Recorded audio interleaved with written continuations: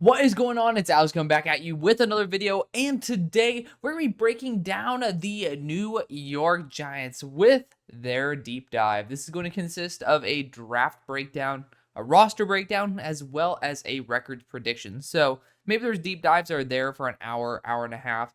This is not going to be one of those. This is going to be a very relaxed, very enjoyable, very simplistic conversation that is going to be basically the foundation of the first pretty much 8 weeks of what I'm going to be doing with the mock drafts, basically showing you guys how I ended up coming to a specific draft order. So let's get right into this. Let's have a great time, starting off with the draft class. With the 6th overall pick, y'all selected Malik Neighbors. I think this was arguably the best pick that you could have done at that spot. I mean, sure, you could have debated that if you really didn't feel confident in, Evan Neal's progression. JC Latham was there, but this really was the best possible option for you at pick 6. So you guys got to get something that you haven't had since OBJ, and that is a very reliable weapon number 1. So big fan of that. In the second round, you drafted Tyler Nubin. I'm not the biggest Tyler Nubin guy. I just got to admit, he just didn't end up being a dude who I fell in love with, but at the end of the day, he's still going to be a contributor on your roster. Then you ended up drafting Andrew Phillips. Andrew Phillips was my guy last year. He was actually, I think he was top 11 or 10 on my board. And yeah, that's correct. Not corner 10 or 11. It's like actual top 11. I love him to death. I think he's going to be absolutely fantastic in the slot or on the boundary. One of the few guys to be able to legitimately shut down Ladd McConkey as well. Big fan of what he brings to the game, especially because he also kind of has fit exactly the corner style that you guys have drafted in the past, which is, pretty much dudes who are hybrid in terms of slot as well as boundary. Then you got Theo Johnson in the 4th round. I thought that was very, very good value. Theo is a very talented tight end.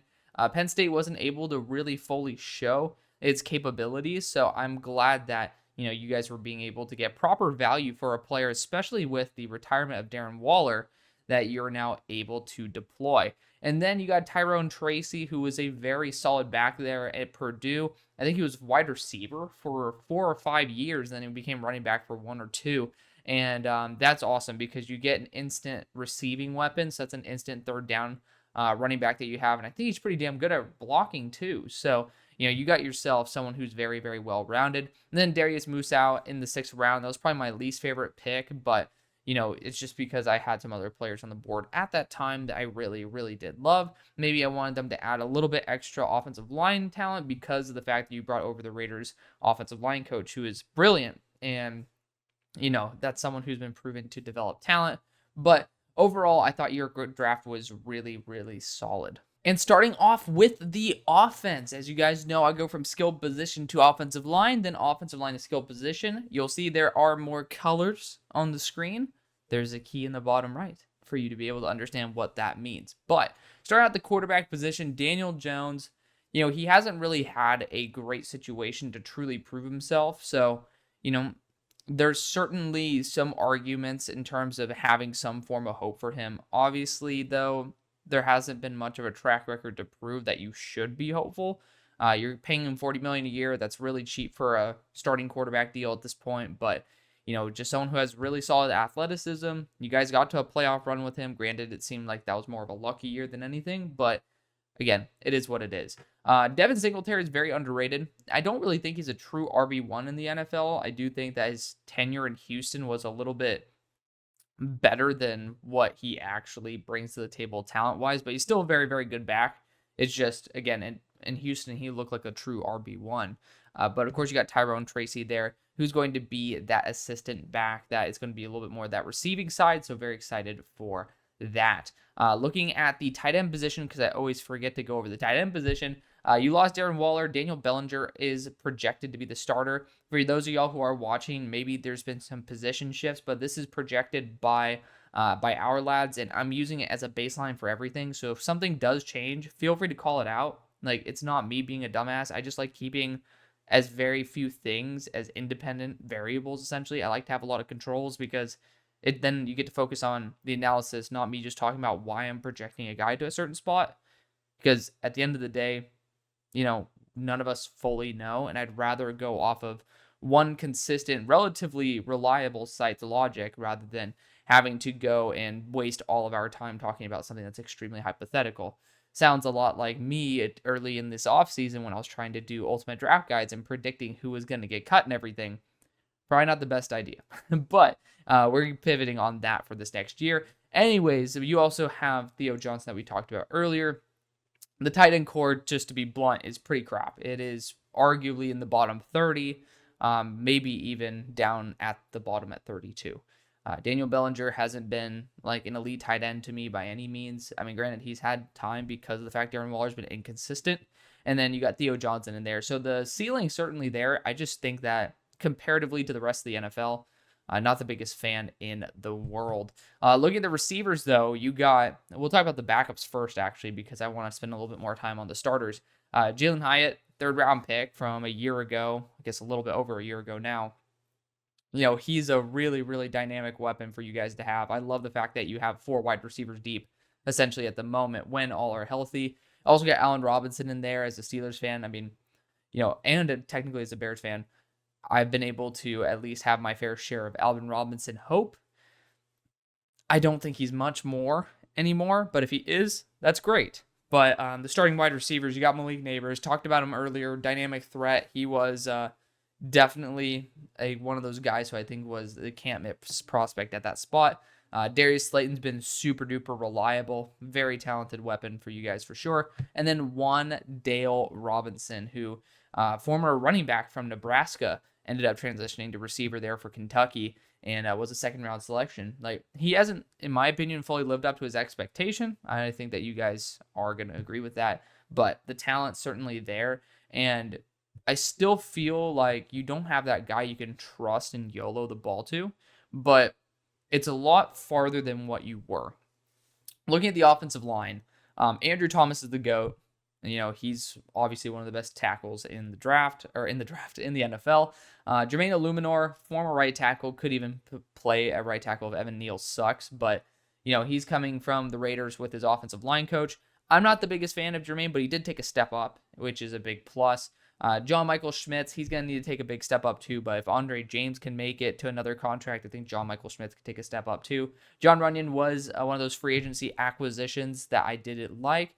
And then Evan Neal is just up in the air. So I think the main reason for the C+ is the distrust in Daniel Jones, the distrust in Evan Neal pains me, and basically the lack of true top-end talent. A lot of these guys are really good, solid contributors, but we're talking about starting talent in the NFL, and right now the guys who I really think are genuine starters on probably all teams that they try to go to, with obvious exceptions of the Trent Williams of the world, would be Andrew Thomas and Malik Neighbors. So, there's certainly good talent here. That's why I originally had it as a C, and even on my note sheet, I have it as a C, but I'm going to be giving them that C+ and creating the audible on the fly. Let's talk about the defense, though. And I said I was going to go skill position to line, then line to skilled position. So we'll start out with the defensive line. You got Jordan Phillips there. He's all right. I'm not a big fan of him personally. You got Dexter Lawrence, best defensive interior in my opinion, arguably in the league, especially since Aaron Donald's gone. Chris Jones has a very, very strong claim, but Sexy Dexy is certainly at least in the top 3 there with Quinnen Williams now as well. Then you got Brian Burns, free agency acquisition, kind of. There's a trade, but still. Really good selection, or I keep wanting to go and say it's a pick. Really good pickup for you guys. 3 years, or what was it? It was 5 years, 150, right? I think it was like 30 a year. And that was a pretty hefty contract to dish out. At the same time, he is a very, very good edge rusher. And he'll add a little bit more consistency than someone like BJ Ojulari, or man, I'm stuck back in a year ago. Azeez Ojulari hasn't really brought there as that duo with him and KT. Speaking of KT, Go Oaks Christian, former high school classmate. We graduated same class. He is awesome. He was somebody who I had. He was definitely a guaranteed starter. I think he had like a 78 grade, which a lot of people might say that sucks, but I'll just put it this way. He'd be arguably edge 1 in this class coming up, and I really, really, really like Nick Scourton. But regardless, KT is a phenomenal edge rusher. I know that he hasn't been fully well-rounded the way that some people would expect, but the ceiling's there, and he's already shown a ton of talent. I just hope that it continues to grow and develop. Linebacker-wise, Bobby Okereke, I mean, I think he's been a really good pickup. I remember linebacker was almost impossible for you guys to pick up. And now you guys actually have some pretty solid players. Even Michael McFadden, he's not bad at all. And you have him backed up with Isaiah Simmons, who came back for a year. Like, that's sick. Big fan of that for sure. Looking at the safety core, Nubin's a projected starter as well as Pinnock. I think that there are better safety cores in the NFL. I'm not going to sugarcoat it, but I don't think it is the worst safety core in the NFL. I don't think it's in the top half. And I do think that you guys would agree with that. Even the fans of Tyler Nubin would agree it's not in the top half of the NFL.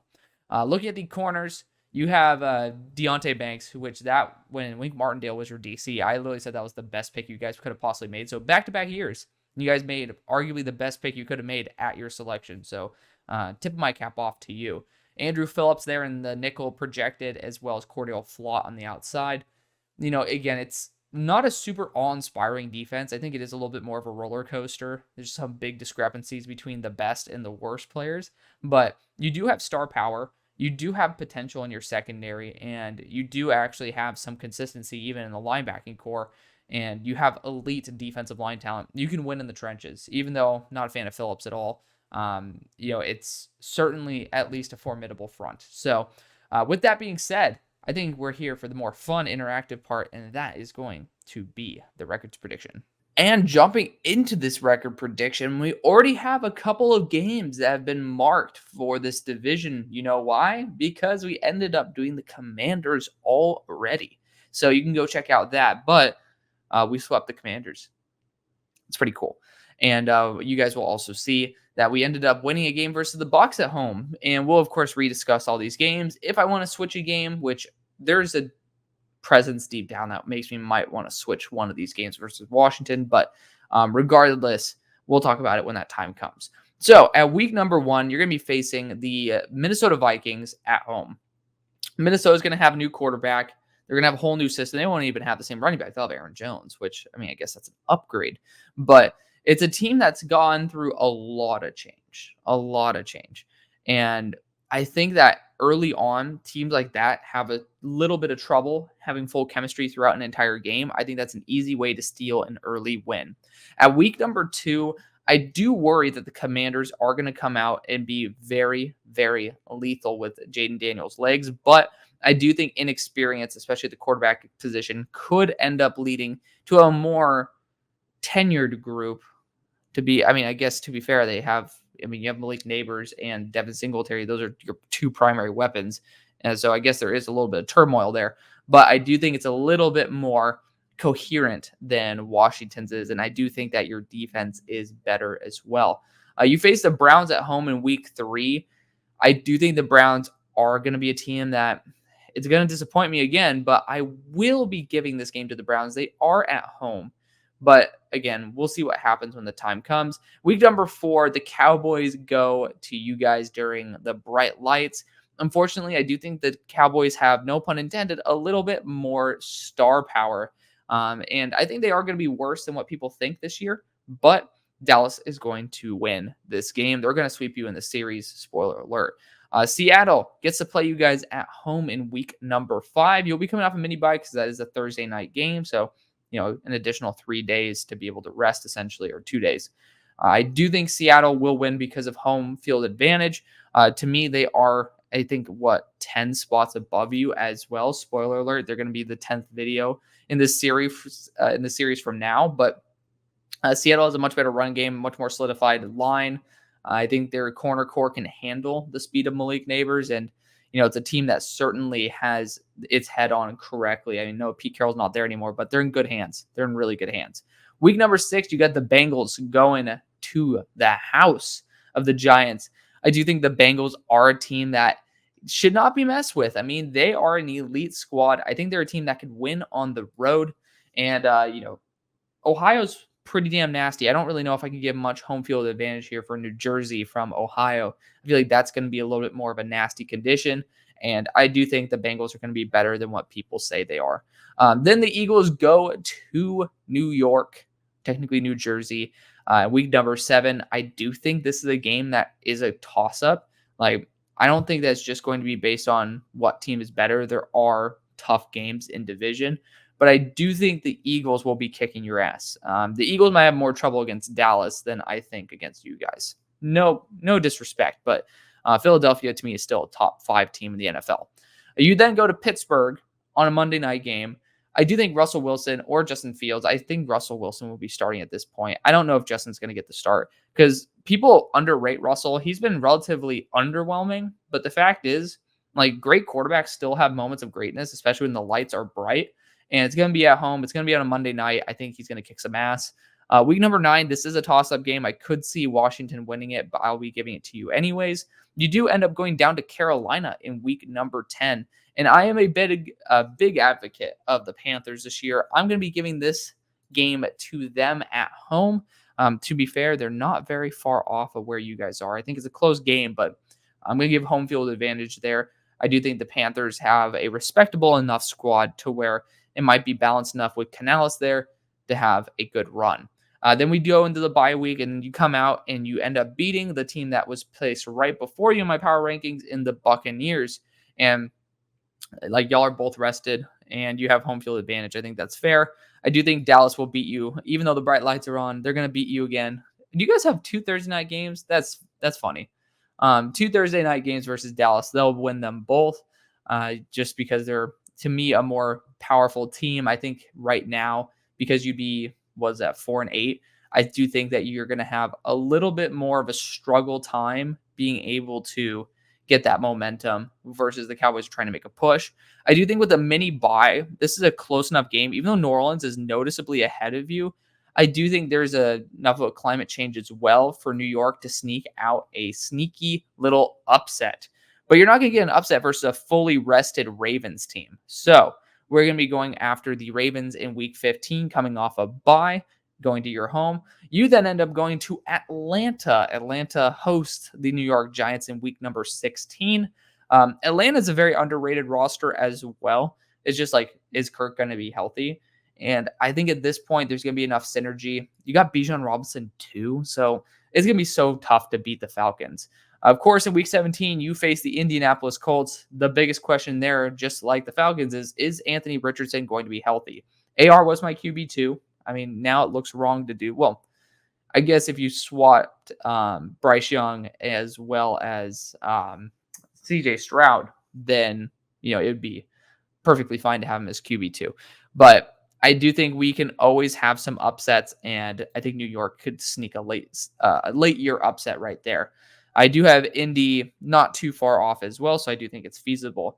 In week 18, I don't know if the Eagles are going to be resting their starters at this point. If they are, this is a game that easily could be flipped. So keep that in mind. Like, honestly, I do think the Eagles might rest their starters at this point because I do think the Niners are going to be, having a little bit of a field day there. So you're going to screw your draft position a little bit, but you're going to be going 7-10. And just like, well, I forgot to do it for your floor and ceiling of the offense, but it's actually relatively pretty solidified. There's not much wiggle room there, in my opinion. But for the floor games that I think you could end up losing that you win, week number 2, I totally think, or week number 9, I would just say one of those games I could easily see you guys losing. Same thing with Tampa. So those are 2 games, as well as New Orleans 3.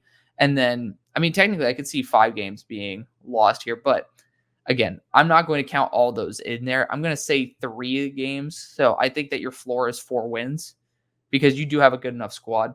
But I think ceiling-wise, you could end up squeezing out one versus Dallas or Philly. I'm going to say it's one of those 2. I do think that technically you could beat the Browns because Deshaun Watson just has not been a good quarterback. It's theoretically possible to beat the Steelers, but I think they're just too good of a team overall. I will say that the Panthers are beatable, so that is 3. And I think I'll leave it there. So your ceiling is 10 wins, and I think your floor is 4. So I'm going to place you perfectly in between, and I think that's pretty damn fair. But that's going to be the video. Thank you so much for watching. I love y'all. Feel free to comment down below. It's going to be a great season. I'm stoked for it. See you on the far side. Peace.